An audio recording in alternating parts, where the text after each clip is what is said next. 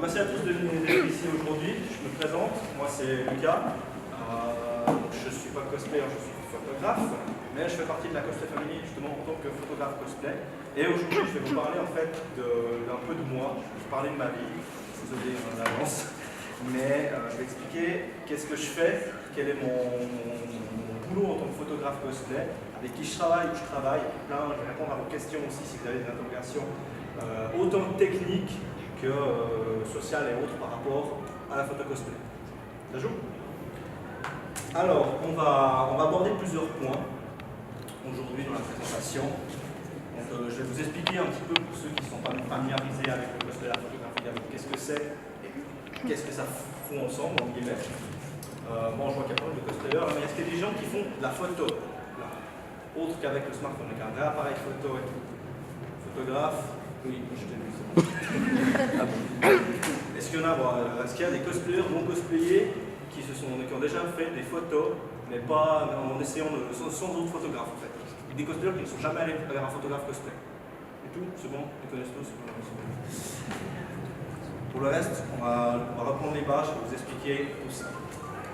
Ensuite, alors on pointe tous du doigt et on rigole parce que je rigole, c'est pas grave. Je vais vous parler un petit peu de mon travail en tant que photographe cosplay. Je vais détailler un petit peu où est-ce que je travaille et comment, avec quel accessoire, on va marquer là aussi. Je vais vous parler un peu de post-production, qu'est-ce qui se passe quand je rentre à la maison, après un événement où je fais des photos. On va parler de quelques petits trucs et astuces, mais ce sera plutôt une liste non exhaustive de choses que je recommande de faire et que je ne vous recommande pas de faire ici, attention. Et on terminera par vos questions. Alors, notez une chose, c'est que ça, c'est mon travail, c'est purement ce que moi j'ai vécu. Ça se trouve, je vais parler de sujets que vous n'avez jamais vus, ou je vais manquer un sujet que vous connaissez peut-être déjà. Alors, c'est pas grave, vous pourrez après pour les questions, si vous avez une précision à apporter sur quelque chose, n'hésitez pas, j'ai pas le savoir, j'ai pas le savoir éternel, beaucoup de choses que je sais pas, mais aujourd'hui je vais vous partager vraiment ce que je connais, ce que je sais. Ça joue? Pas mal? Ok. Alors, cosplay et photographie. Alors, qu'est-ce que c'est le cosplay? Le cosplay, c'est un modalisme. Je prends la définition Wikipédia. Un modalisme, d'un côté vous avez le costume, et d'un côté vous avez le play. Donc, en gros, c'est ça, se costumer et incarner un personnage. Un manga, des animés, comment dire, des comics, des séries, des livres aussi. Voilà. Ça peut être de tous les domaines, on peut même faire des personnages de séries, genre Netflix, des trucs comme ça. Donc ça, c'est pour la définition du cosplay en général. Les cosplayers, il y en a dans tous les pays, il y en a dans tout le monde, et ils sont très variés. Déjà, rien que là, on a une jolie petite brochette de forme. Et derrière aussi, ils sont cachés. Donc ça, c'est un peu le cosplay en général. Je ne vais pas m'étendre là-dessus. Quelqu'un est allé à la conférence de Stylus hier? Ceux-là, là, c'est des bons élèves. Voilà. Donc voilà un peu pour le cosplay. Maintenant, nous, en tant que photographe, où est-ce que je vais me placer? Vous avez le cosplayer d'un côté et vous avez le public de l'autre. Ouais, mon icône de cosplayer, je suis désolé, j'ai pas trouvé mieux. Je reste un peu dans le thème de micro. Mais on dira que c'est ça se trouve. Là, il y a un retardataire. Et en plus, elle a un joli cosplay. Assieds-toi seulement. Du coup, je disais, donc il y a le cosplayer d'un côté et il y a le public de l'autre. Le public, c'est tous les gens susceptibles de découvrir ses créations, mais aussi ses amis, son entourage, sa famille. Le public, c'est vraiment, il y a le cosplayer d'un côté et il y a tout le monde derrière. Et nous, les photographes cosplay, en fait, on est un petit peu entre deux. S'il veut bien s'afficher, voilà, on est un petit peu entre deux et on fait la liaison, en fait, au niveau du visuel. Donc on est à la fois, en guillemets, les marketeurs des cosplayers, parce qu'on leur fournit un contenu visuel de qualité, enfin j'essaye, pas souvent, des fois j'arrive pas, je vous rassure. On essaie de fournir un contenu de qualité qui puisse partager sur une page, qui puisse imprimer et mettre à disposition de leur public. Donc ça, c'est un peu notre travail en tant que photographe. Bon, c'est une passion très peu souvent rémunérés pour ça. Parfois, on est effrayé par des événements, ça arrive, on a des occasions. Mais la plupart du temps, c'est vraiment une passion. Et le cas de tous les photographes cosplay que je connais, en Europe, on fait ça uniquement par passion. Derrière, on n'attend pas grand-chose, sauf dans le cas de certains événements où il y a quelque chose de professionnel qui se met en place derrière. Il y a des vrais professionnels de la photo cosplay et ils ont un salaire chaque mois avec ça. Mais c'est des rares cas. La plupart du temps, on parle d'amateurs ou de personnes qui ont une maturité dans la photo qui permet de produire du contenu professionnel, mais en guillemets gratuit pour les cosplayers. Ça joue? Vous suivez? Je dis pas trop de bêtises? Là devant, là, vous me jugez, là devant. Ça va? Super. Alors, comme je vous disais, les cosplayers, il y en a plein, il y en a partout. Voilà quelques exemples un peu de mon travail. Et je vais vous expliquer en fait comment je produis un peu ces photos-là.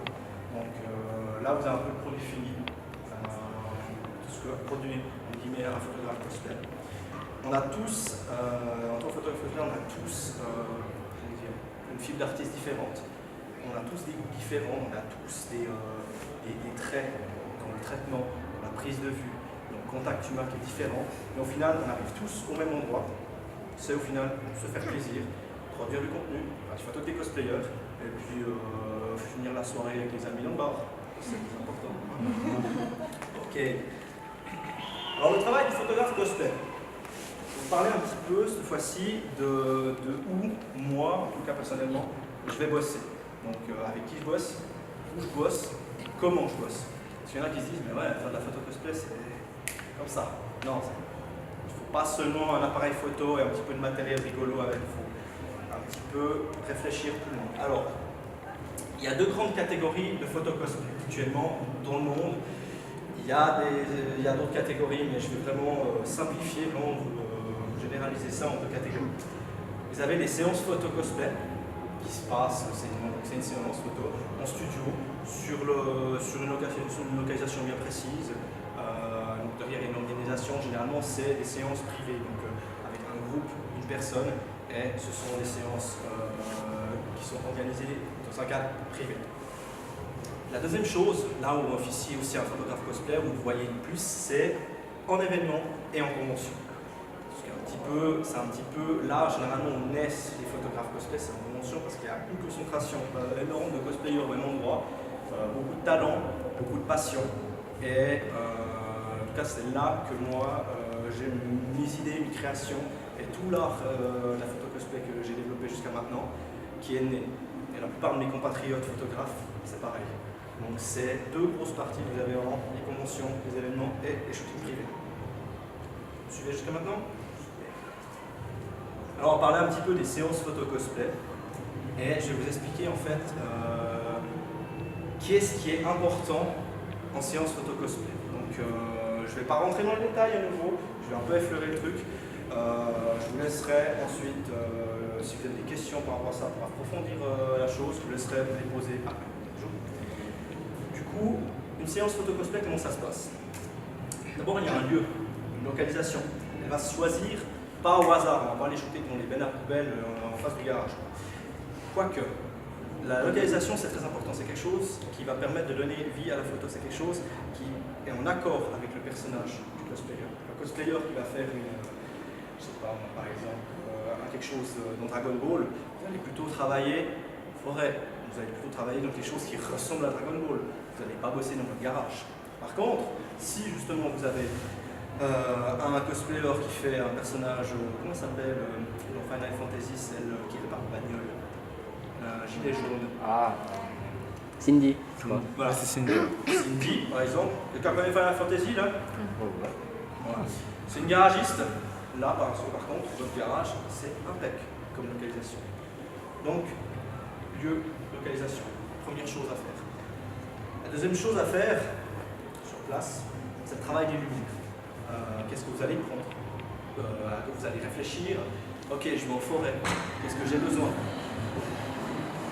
Oui, non, peut-être. Vous êtes en forêt. Qu'est-ce que j'ai besoin? Je suis dans la ville. Qu'est-ce que j'ai besoin? qu'est-ce que je peux prendre avec moi? Parce que si vous prenez un tracteur entier de matériel, ça va pas être très très utile. Vous voulez que je sois? Il faudrait juste que je prenne des feuilles en fait qui doivent être sur le bureau. Ah, pardon. C'est tout ça? Oui.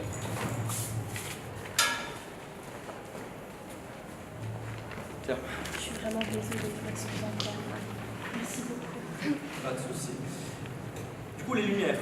Les lumières, elles vont dépendre de l'endroit où vous êtes. Si vous êtes en forêt ou dans votre garage, comme je prends l'exemple d'avant, la lumière ne va pas être différente. Enfin, elle va être complètement différente, justement. La lumière, c'est quelque chose de très important, qui est souvent négligé par les jeunes photographes ou ceux qui commencent. Un appareil photo, ça ne fait pas tout. Ça fait de loin pas tout. Le traitement, ça ne fait pas tout. La lumière, c'est quelque chose de très important. Ça va permettre de donner vie à votre image. Je vous montrerai des exemples après. Comment on travaille la lumière. Moi, c'est ma spécialité. C'est la lumière synthétique. Des gros flashs comme ça. Des petits machins comme ça, un peu plus portables, qui sont pratiques. Alors, ça, c'est cher. C'est leur budget pour une personne qui commence. Ça, à partir de 50 francs, vous en avez une. C'est très pratique. Donc, moi, les jeunes photographes qui se lancent dans la photo cosplay, les personnes qui aiment un petit peu améliorer leur photo cosplay, leur propre cosplay, qui se shootent eux-mêmes, qui apprennent la photo. Je note notamment Julien Shunsuke. Vous connaissez Shunsuke? Julien, lui, il fait ses cosplays, il fait ses photos, il fait sa production. Donc lui, il fait tout de A à Z. Et il a commencé cosplayer et il a fini graphiste. Voilà, c'est un exemple. Mais il utilise ça. Il n'utilise pas un machin comme moi. Moi, c'est juste parce que je dis que j'ai du gros matériel pour me la péter. Ça c'est pas tout. Ensuite, vient la troisième partie, c'est tout ce qui est pose, cadrage, accessoires. Je parle d'accessoires, je ne parle pas du bâton, de la magicienne, je parle de ce que vous allez mettre dans votre carte. Est-ce que vous avez utilisé de la fumée? Est-ce que vous allez utiliser de l'eau? Est-ce que vous avez utilisé, je ne sais pas moi, des explosions parce que vous jouez comme Michael Bay? J'en sais rien. Les accessoires que vous avez utilisés doivent également toujours coïncider par rapport au thème du cosplay. Vous pouvez faire quelque chose n'importe quoi. Mais en règle générale, une bonne photo cosplay, en tout cas selon moi et mes compatriotes, c'est quelque chose qui reste dans le thème. On va pas modifier. On essaie de se raccorder au mieux par rapport aux références. Je vous expliquerai l'histoire des références après. Et généralement, tout ça, c'est l'entier. Donc ces 3 points permettent de créer en fait une photo cosplay le mieux possible, le plus adéquat possible par rapport à la source. Donc, par exemple, on a Violet Evergarden, là, d'un dernier animé qui est sorti sur Netflix. C'est le lieu, on prendrait peut-être quelque chose d'ancien, parce que ça se passe, je ne sais pas quelle époque. On a un pré-industriel, quelque chose comme ça. Ouais. On va avoir un lieu pré-industriel. C'est un animé réel, donc on va utiliser des lumières assez réelles, on va utiliser des éclairages tamisés, on va utiliser des lumières naturelles, on ne va pas commencer à partir sur des couleurs et des flash studios qui nous projettent des lasers partout, par exemple.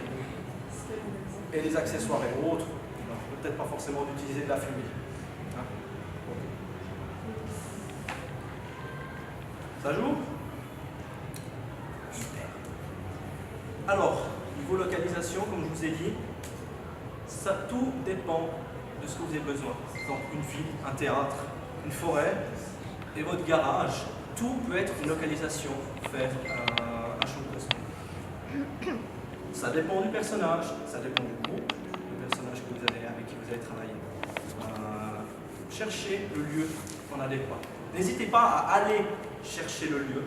Si par exemple vous devez aller dans un théâtre, dans un château, téléphonez, posez des questions. Faites pas les cons non plus, allez pas dans des endroits interdits ou alors demandez les autorisations. Combien de fois je suis allé dans un endroit interdit puis ensuite il y a la police qui est venue me dire faites pas comme moi. Les autorisations. Non. Le lieu c'est très important, c'est quelque chose qui prend du temps à rechercher. Moi c'est ce que je vous conseille en tout cas pour réaliser vos meilleures photos, pour réaliser une très belle photo. Oubliez ce que je vous ai dit avant, le lieu c'est le plus important. En tout cas pour moi, c'est vraiment le plus important. Pour ce qui est de la lumière c'est compliqué. La lumière, on ne comprend pas forcément. Et puis les jeunes photographes ont tendance à négliger ça, comme je vous dis. Certaines personnes utilisent qu'un appareil photo, pas forcément de flash, pas forcément de diffuseur, c'est un machin un peu doré.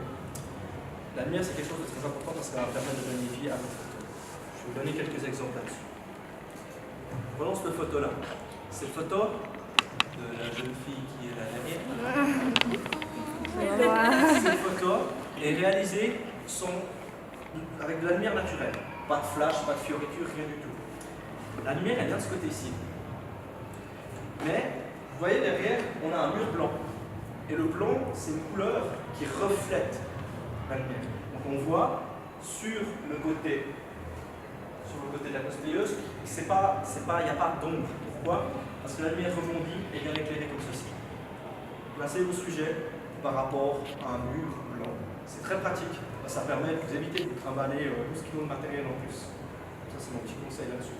Vous pouvez aussi trimballer un réflecteur. Je crois qu'on en a un par là. T'en as un, Mickaël? Ouais, t'en as un dans le sac. C'est ça? Ouais. Donc ça, c'est très pratique. C'est ce que je conseille aux débutants aussi. C'est de travailler avec ces machins. Ça ne coûte pas très cher. Généralement, ils sont en plusieurs couleurs. En plus, vous avez du doré, vous avez du blanc et autres. Et ça permet de dévier le soleil ou la lumière à un endroit précis pour pouvoir déboucher les ombres. Donc là, par exemple, la lumière du plafond, elle rebondit et elle vient éclairer sous le montant de notre cher violet Evergarden. Ça permet d'utiliser de la lumière naturelle pour combler les trous. Ça évite en fait qu'on ait, par exemple sur un visage, des artefacts avec des grosses ombres. Donc on a le nez là, le soleil qui arrive ici, on a une grosse ombre là-dessus. Ça arrive souvent quand on est au soleil. Moi, je vous conseille aussi d'aller travailler plutôt, pas dans l'ombre, mais plutôt dans l'ombre d'un bâtiment. C'est pratique. La photo là, elle est faite dans l'ombre d'un bâtiment. On n'a pas de soleil direct, il fait grand soleil hein, dehors. Là, c'était au mois d'août. Il fait grand soleil, il est dans l'ombre du bâtiment et j'ai pas retouché énormément la lumière. Juste ça suffit. Ça joue. La deuxième possibilité, un peu plus compliquée, beaucoup de personnes aiment faire ça, c'est travailler en plein jour, en pleine lumière, parce que la lumière c'est cool, c'est bien. Le problème c'est que la lumière, elle vient de là, et la lumière, c'est pas terrible, elle vient du soleil, parce qu'elle crée beaucoup d'ombre, où elle crée ce genre de petites fioritures qu'on voit à l'écran, des beaux artefacts que votre objectif de photo va générer. Alors pour ça, qu'est-ce qu'on utilise? On utilise généralement un gros flash comme ça, ou plusieurs petits flashs comme ceci, générer en fait de la lumière sur le sujet comme ceci. Pour permettre d'éviter au sujet d'être plus exposé et d'avoir l'arrière-plan de la photo qui est surexposée. Donc vous allez avoir une partie blanche et une partie noire dans la photo. On aimerait éviter le plus possible. Le but, c'est que votre photo soit exposée. Donc, quand vous faites votre photo, vous n'ayez pas une zone blanche, une zone noire, mais vous ayez une guillemets deux zones grises en fait. Vous voyez? Ça marche aussi avec les smartphones, ça. Vous avez une petite lampe sur votre téléphone, là. Sur les smartphones de dernière génération, par exemple le mien, quand vous faites des photos en plein jour, votre téléphone, il voit qu'il est en plein jour, du coup, il balance la lampe le plus fort qu'il peut pour pouvoir faire en sorte que si vous faites un petit selfie comme ça, ou une photo avec deux personnes comme ceci, vous n'ayez pas la lumière du soleil qui vous crée des énormes cercles. Ça, c'est un exemple de lumière en plus. Et vous avez la façon créative d'utiliser la lumière. Donc, voici Flavia en robe. Il est environ 17h, la lumière, non, plus, on est 19h. Le soleil est passé derrière la montagne, chez moi. Là, on a fait cette photo chez moi hier. Et il fait un peu sombre. L'avantage quand il fait sombre, c'est que là, on va pouvoir se faire plaisir. On va pouvoir utiliser plein de petites lumières, des gros machins, et on va pouvoir être libre de faire la photo sans être gêné par la lumière réelle du soleil. Par exemple, pour cet exemple-là, on a une lumière frontale, celle-ci, qui vient d'éclairer. Comme ça, on voit bien les détails de la robe, on voit tous les détails jusqu'au pied. Et je me suis amusé et j'ai ajouté une petite lumière violette derrière pour détacher les contrastes, créer un petit arrière-plan de lumière. On ne voit pas très bien là, c'est un peu le projecteur, il n'affiche pas les bonnes couleurs, c'est pas grave. Ça permet vraiment de jouer avec les lumières. Jouer avec les lumières, c'est pas facile. Maîtriser ce machin, ça prend des dizaines et des dizaines d'essais. Moi j'en avais acheté 2 ou 3 quand j'ai commencé. Je peux vous assurer, j'avais envie de les balancer à la fenêtre au bout du 3e shooting. Ça, c'est vraiment ce que je conseille d'utiliser à n'importe quel photographe cosplay actuellement aujourd'hui. Parce que travailler avec de la lumière naturelle, c'est bien, mais c'est très limitant.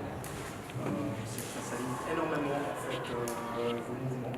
Ça vous limite à l'espace, ça vous limite au temps, parce que vous n'allez pas pouvoir travailler avec de la lumière naturelle en plein champ à minuit. Hein. Mais je vous souhaite bonne chance. Et ça permet aussi d'apprendre comment maîtriser l'éclairage sur un sujet. Je vous conseille d'aller voir sur YouTube, moi je ne vais pas approfondir là-dessus. YouTube, il y a une de tutoriels qui explique comment fonctionne ce petit machin, comment calibrer votre appareil photo, comment placer votre sujet, comment placer votre réflecteur et tout. Moi je vous donne juste des outils que je vous conseille d'utiliser pour commencer vos photos. Ça joue ?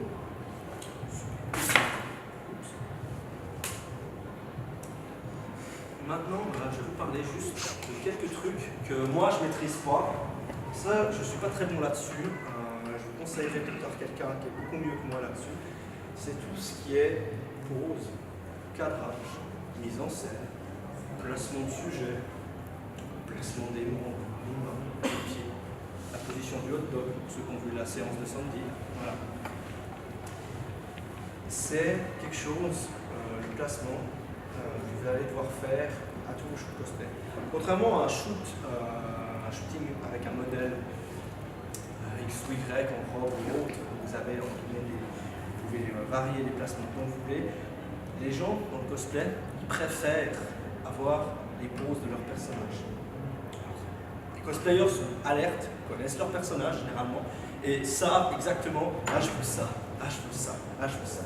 Le but du photographe, c'est de transformer en fait ce que le cosplayer veut, parce que sans vouloir vous vexer, chers amis cosplayers, des fois ce que vous me demandez, c'est voilà, c'est impossible. Bon. Le but d'un photographe, c'est de transformer la pose que le cosplayer, l'image de référence qu'il vous donne, en quelque chose qui visuellement est beau et surtout faisable. Parce que des fois, comme je vous dis, des fois, on voit dans l'imaginaire collectif, dans les surtout grâce au fan art, quand vous avez des nouveaux skins de League of Legends qui sortent, il y a des poses que les personnages font, il y a des placements qui sont soit très compliqués à réaliser dans la vraie vie, soit impossibles. Donc la fille qui se tord à moitié là-dessus, à moins qu'elle n'ait plus de colonne vertébrale, c'est pas possible. Okay, c'est à vous, c'est votre job en tant que photographe cosplay de prendre le contenu que le cosplayer vous donne et vous dire je vais faire ça, je vais faire ça, je vais faire ça, je te propose ça. Je donne 2-3 exemples. Cette figurine, qui est le cosplay d'une personne qui travaille avec moi, donc c'est Kagami Eri de Vocaloid. Et le truc c'est que par exemple, vous voyez, elle m'a dit je veux faire ça. J'ai regardé dessus, j'ai fait oh putain. Il y a des anneaux, il y a plein de bases d'archifold dans tous les sens. C'est faisable. Ce que je vais proposer, c'est plutôt quelque chose comme ça. On a gardé la pose, on a gardé le regard, on a regardé la guitare. Par contre, on a éliminé ce que je ne savais pas faire à cette époque-là, c'est-à-dire on a évité les petites fioritures avec les saxos, les trucs comme ça qu'on voulait faire. On a plutôt travaillé en perspective, on a travaillé avec les couleurs, on a travaillé avec la profondeur de champ, tout ça, et ça donnait ce photo-là. J'ai peut-être pas mal apprécié. Bon, ça c'est une vidéo qui a été faite l'année dernière. Je vous donne un autre exemple aussi. Dans un film, Les Noces funèbres. Quelqu'un a vu le film? Oui. Il est excellent. Burton, tout ça. Ça, c'est une capture d'écran du film. On voit le personnage qui descend et tout. On voit la lumière, on voit les arbres, et on voit le voile qui traîne derrière. Et quand on voit ça, on se dit, ah, c'est facile à faire. Bon, on a mis 30 essais avant d'y arriver. Et ça a donné quelque chose comme ça. Alors la forêt, elle n'est pas tout à fait accurate, c'est pas la même. Mais on a reproduit au mieux la possibilité d'avoir le voile qui est derrière, on a reproduit au mieux le placement des bras, on a reproduit au mieux la symétrie de la photo, le placement du personnage par rapport à la forêt. Donc ça, c'est toutes des petites choses que je vous conseille de faire, basées sur des images de référence, basées sur des fanarts, basées sur les référentiels officiels des personnages que vous allez des personnages que les cosplayers font pour pouvoir produire les poses. Pas seulement la pose, hein. L'arrière-plan, comme ici, est important. Si je reviens juste en arrière là, l'arrière-plan est moins important parce qu'elle m'a donné une figurine comme référence. C'est moi qui ai créé l'arrière-plan. Je lui ai proposé un arrière-plan comme ça parce que je trouvais que ça allait bien avec le thème. Et là, l'arrière-plan, on essaie d'être le plus neutre possible par rapport à la photo et de trouver l'arrière-plan parfait. Voilà. Est-ce que ça va jusqu'à maintenant? Je ne vous saoule pas trop? C'est bon? J'ai une voix pas trop horrible, je suis désolé, je suis à moitié malade là, mais je fais comme je peux. Alors, ça c'était pour les conventions, sur les shooting photos. C'est quelque chose qui est assez bien à mettre en place parce que vous avez le temps. Vous avez le temps de travailler, vous avez le temps de mettre en place, vous avez le temps de vous rater, surtout le temps de vous rater, et surtout vous avez le temps à passer avec la personne, à discuter avec elle, à chercher ce qu'elle veut, à chercher qu'est-ce qu'elle veut pour ses photos. Vous avez du temps dans des séances photos. Maintenant, je vais vous parler du challenge numéro 2. C'est les événements et les conventions. C'est à la fois la meilleure chose qui puisse arriver au photographe cosplay, et c'est à la fois la pire chose avec laquelle il a à faire. Alors, les conventions, on connaît tous, c'est sympa. Il y a des cosplayers partout, des jolies photos et tout. Les conventions, c'est ça. Et vous êtes là. Ok, hein? Vous voyez un petit peu le bordel. Les conventions, c'est un endroit qui n'est pas forcément ce qu'on veut pour un cosplayer. C'est un endroit stressant, du bruit, il y a du monde. Moi, j'ai 3 conseils à vous donner pour faire des photos en convention. Il faut sortir de la convention, ou du moins s'écarter de la convention. Pas forcément sortir du bâtiment, mais aller un petit peu à l'écart des gens. Si vous travaillez avec quelqu'un, tâchez de lui expliquer ça. Parce que des fois les personnes ne comprennent pas pourquoi vous voulez aller là-bas alors qu'elles sont ici et qu'elles mangent leur sandwich.